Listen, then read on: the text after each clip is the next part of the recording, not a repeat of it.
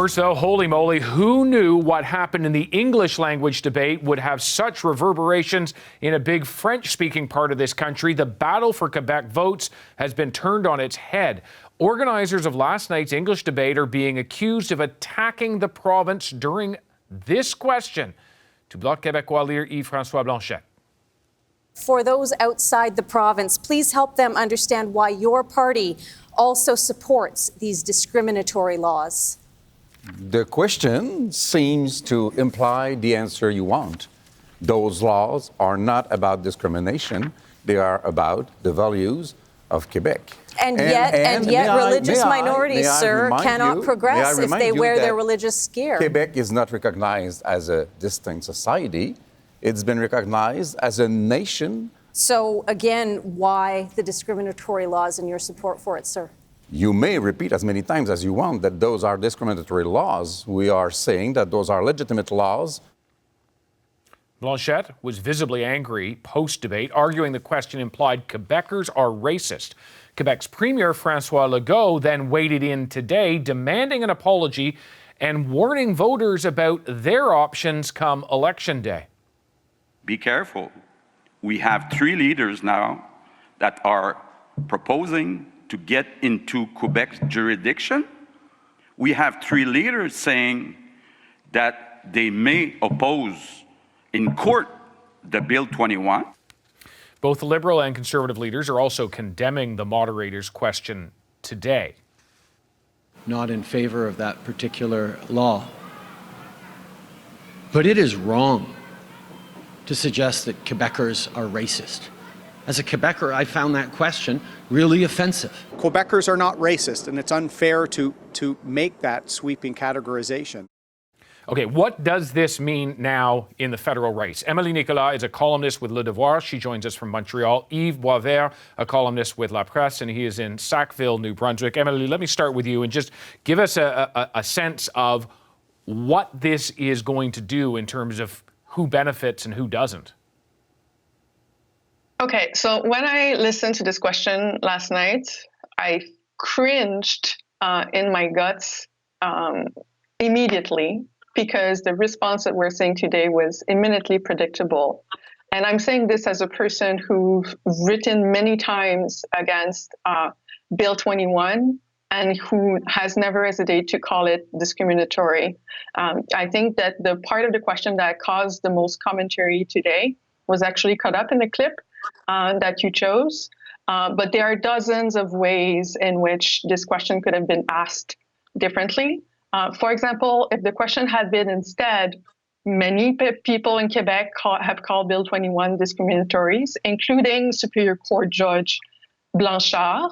What do you have to say to Blanchard? And Monsieur Blanchet, if you don't think the law is discriminatory, then why do you approve the use of the notwithstanding clause so that it is now impossible for judges to actually, discuss that issue in our courts? If the question had been phrased that way, yes, Blanchet would have, made a ruckus still, but the headlines would be very different today. You would not have had Justin Trudeau and NDP leader and everybody else saying, the line was crossed and whatnot. And I think that when that's the case, the people who have the most to lose actually are minorities in Quebec, people in Quebec who oppose this law, the women wearing the hijabs who have lost jobs as teachers in Quebec. Their voice has become less hearable in Quebec media because now you've actually given a really good shot to associate criticism of Bill 21 with Quebec bashing, and that's the least thing that's helpful if we want to advance the conversation on Bill 21. And if that law is to be revoked one day, what happened last night was really, really unhelpful. So, Yves, we are, of course, in the midst of a federal election campaign. Yves-François Blanchet and the Bloc had been stumbling in the first half of this campaign, losing support according to polls. What happens now in the wake of this when you have people saying Quebec is being attacked? What happens particularly to soft nationalists who might have been considering voting for not the Bloc? Sorry, I lost you. Okay, I'm just asking you what would happen politically. What will likely happen politically now? Well, that's a that's a gift. Bill 21 is a gift that keeps on giving for Mr. Blanchet, because as much as he said that he doesn't have to answer questions about a new tunnel near Quebec City because it's a matter of Quebec jurisdiction, he had a big success in the 2019 election, campaigning for Bill 21. Now, as you said, the start of the campaign was not so good for Mr. Blanchet. And last week, he tried to put the matter up again in the media. And now it comes out from this debate. So it will help him pretending that he is the champion of so-called Quebec values.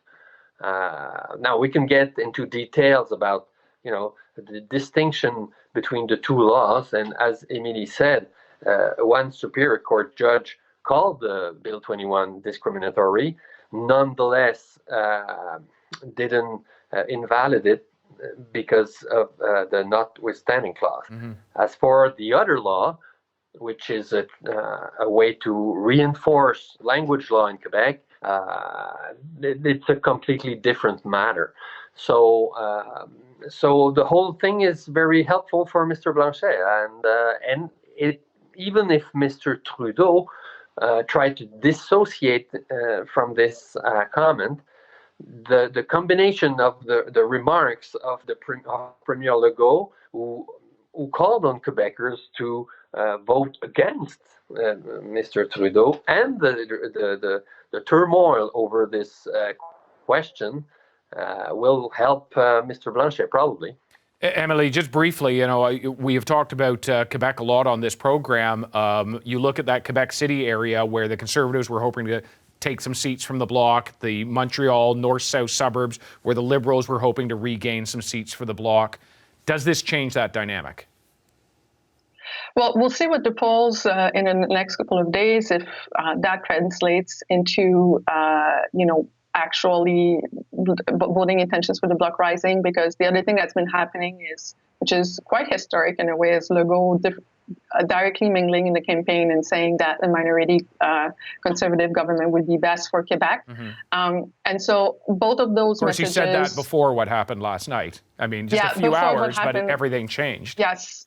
Yeah, exactly. So I don't know what will happen with Quebec City for this. If the Bloc goes higher, it might not be good for the Conservative, but it might actually advantage sometimes the Liberals in some ridings, because this is a three-way race that you're seeing, for example, in ridings like Trois-Rivières, and also even some ridings in Quebec City region. And so because it's a three-way race, one party going slightly up might actually not help the second party that's up, but maybe the first. So anyway, it's complicated. So it's very unpredictable at this point what impact it will have on the horse race for September 20th. Yves, I've only got 30 seconds left here, but did Quebecers learn more from the English language debate about the way in which they might vote than they did from the French language debates? Well, I don't think many Quebecers watch the debate at all. Mm. Now, as you know, sometimes the debate over the debate is more important than the debate itself. Mm-hmm. And certainly, there's been much more discussion about this debate that most people didn't watch than the two other French debates. Absolutely. Well, Yves, Emily, fascinating sort of shift, and we will, as you rightly note, watch what happens with the polls in the coming days. Thanks so much for your analysis and your inside look at this. Appreciate it. Thank you. Thank you so much. Hi, I'm Vashi Capellos, host of Power in Politics. See more of our show by subscribing to the CBC News channel or click the link for another video.